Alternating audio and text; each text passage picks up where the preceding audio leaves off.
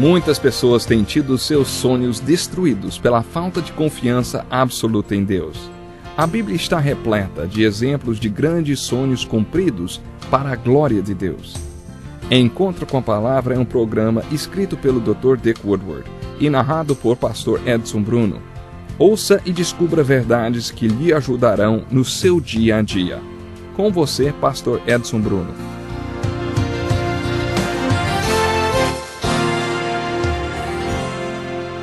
Bem-vindo ao Encontro com a Palavra. Esse programa é parte de um estudo panorâmico de toda a Bíblia, do Gênesis ao Apocalipse. O propósito desse curso é que você tenha uma visão geral da Bíblia antes de estudar cada um dos seus livros individualmente. Finalizamos o estudo dos 39 livros do Velho Testamento e nos últimos 6 programas tivemos um panorama geral dos 4 evangelhos do Novo Testamento. No programa de hoje continuaremos a estudar o primeiro dos 4 evangelhos, o Evangelho de Mateus. Há 2 coisas que eu gostaria de pedir a vocês antes de começarmos. Primeira, observe qual foi a estratégia de Jesus no Evangelho de Mateus. Já comentamos que Jesus foi um homem com uma missão. Ele sabia exatamente qual era a sua missão e cumpriu-a totalmente. No Evangelho de Mateus vemos que Jesus não foi apenas um homem com uma missão e uma visão de qual era ela. Ele foi um homem que tinha uma estratégia para a implementação dessa missão. Para ver no Evangelho de Mateus a estratégia de Jesus, observe quantas vezes Mateus conta que Jesus levantou seus olhos, olhou para as multidões com todos os seus problemas e compadeceu-se delas. De acordo com o Evangelho de Mateus, o olhar de Jesus para as multidões era estratégico. Vemos o primeiro registro disso no capítulo 4 de Mateus. Jesus estava ministrando para milhares de pessoas nos montes aos arredores do mar da Galileia. Quando Jesus olhava para essas multidões, ele via todo tipo imaginável de problemas. Hoje nossos problemas recebem nomenclaturas específicas, né? Doença mental, perturbações de guerra, doenças terminais e velhice e fraqueza. Essas pessoas estão fora do nosso foco e, muito frequentemente, nem pensamos nelas. Elas também estão fora dos nossos pensamentos. Naqueles dias, quando Jesus olhou para as multidões, ele viu estampados nos rostos das pessoas todos os seus problemas. Também está registrado que Jesus teve tanta compaixão delas que chorou. O grego sugere que todo o seu corpo soluçou quando ele chorou pelas multidões e por seus problemas. Em Mateus 4, é a primeira vez que essa estratégia padrão aparece. Continuando a leitura, observamos que quando Jesus viu as multidões, subiu ao monte.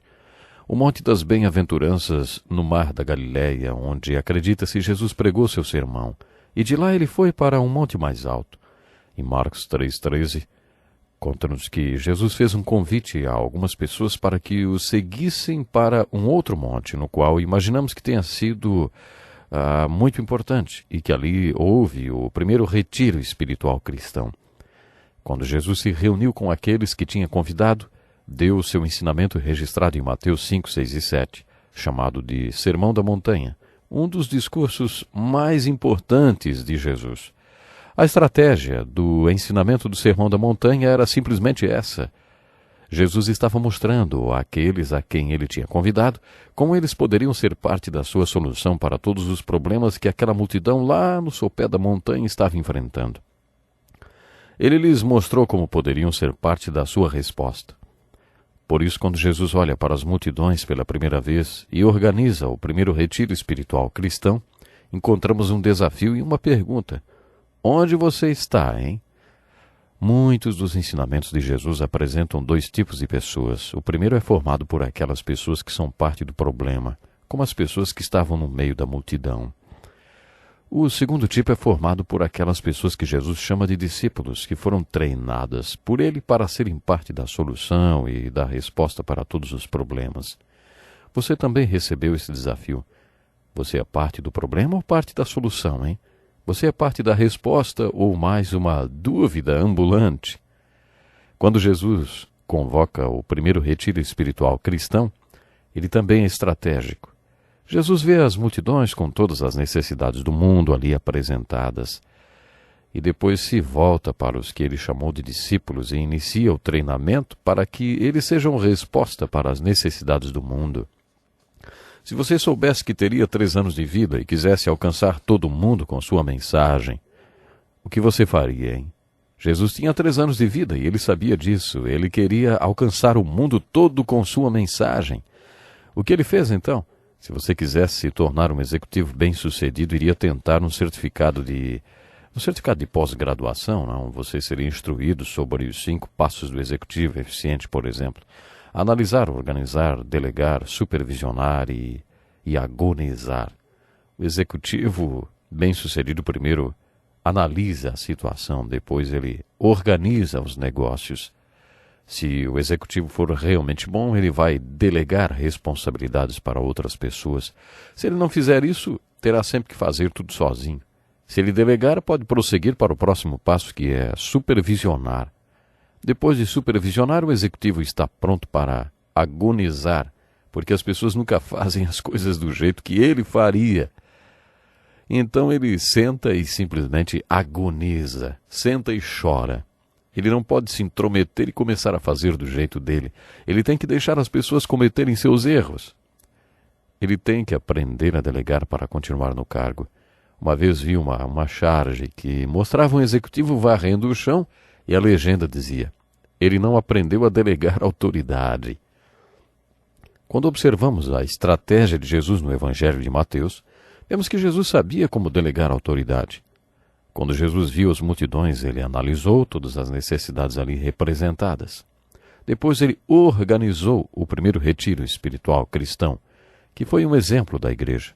A igreja é um grupo de pessoas que se reúne ao redor de Jesus porque quer ser parte da sua solução e da sua resposta para os problemas deste mundo. É assim que devemos enxergar a igreja de Jesus Cristo hoje. Jesus organizou sua igreja. Junto com a organização da igreja, Jesus também delegou algumas pessoas desse grupo que compareceram ao primeiro retiro espiritual cristão. Depois Jesus supervisionou aquele povo durante 3 anos e depois os deixou e ascendeu ao céu. Faz 2000 anos que Jesus está agonizando por causa da sua igreja. Analise essa estratégia de Jesus no Evangelho de Mateus. Na primeira vez que Jesus vê as multidões, ele analisa e organiza. Quando Jesus encerra os ensinamentos de Mateus 5, 6 e 7, ele leva seus ensinamentos a um veredito. Jesus desafia aqueles que participaram do primeiro retiro espiritual cristão a assumirem um compromisso com ele, fazendo as seguintes perguntas: você faz parte da multidão ou é um dos poucos a fazer parte da resposta e da solução? Você é um entre os muitos que acham que há sempre um caminho fácil para ser parte da solução? Ou você é um dos poucos que sabem que não existe caminho fácil para se tornar uma resposta e uma solução? Você é do time dos falsos ou dos verdadeiros? Você vai ser um discípulo fajuto e falso ou quer ser um discípulo autêntico e verdadeiro? Você é dos que falam ou dos que fazem, hein? Você vai ser uma pessoa de atitude ou de blá blá blá religioso? Jesus sabia como desafiar as pessoas.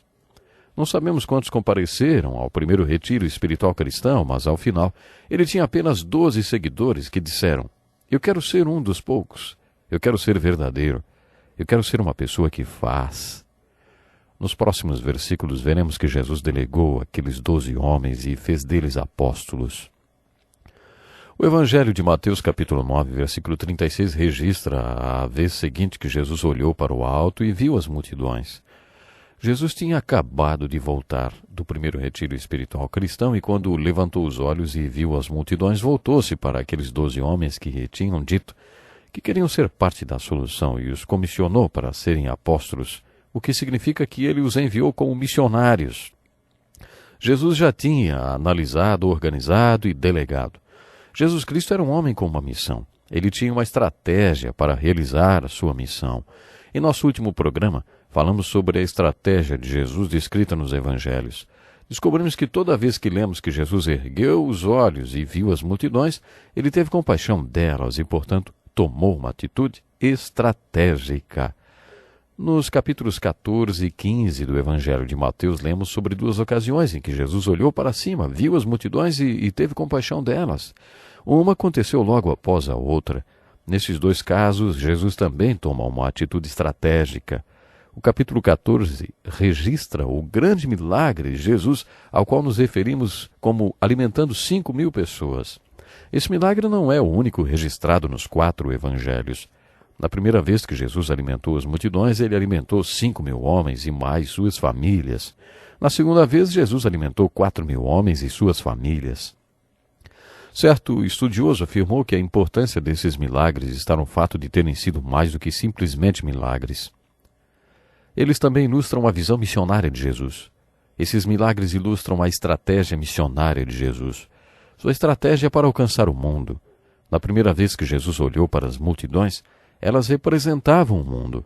Além de todos os outros problemas, elas ainda eram uma multidão faminta. Os apóstolos procuraram Jesus e disseram: "Essa gente não tem nada para comer, mande-os embora." Jesus respondeu: "Não os mande embora. Alimente-os. Vejam quantos pãezinhos vocês têm." Algo muito estratégico estava para acontecer. Jesus estava ilustrando a sua estratégia para alcançar o mundo.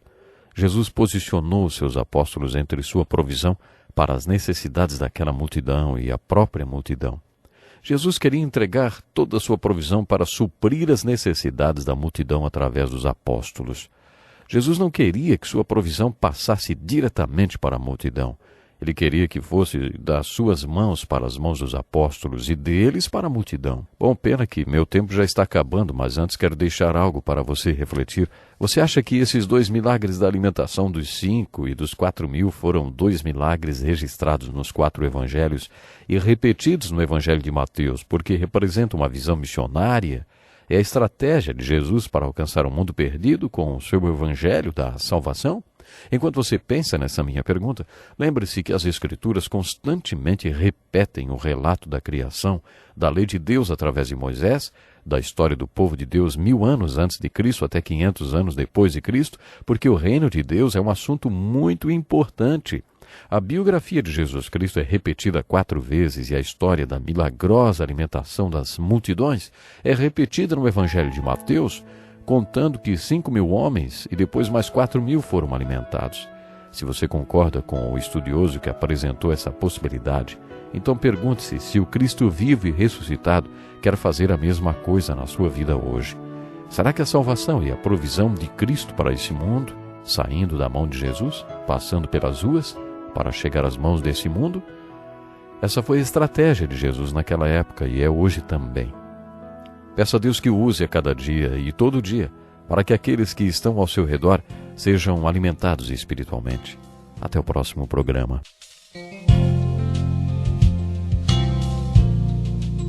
Que lição importantíssima. Obrigado, Pastor Edson Bruno. Prezado ouvinte, coloque em prática o que você ouviu aqui. Sem dúvida, sua vida será grandemente abençoada. Este é um estudo escrito pelo Dr. Dick Woodward, na voz do Pastor Edson Bruno. Escreva-nos e solicite o material. Nosso endereço é Encontro com a Palavra, Caixa Postal 2011, CEP 89201-970, Joinville, Santa Catarina.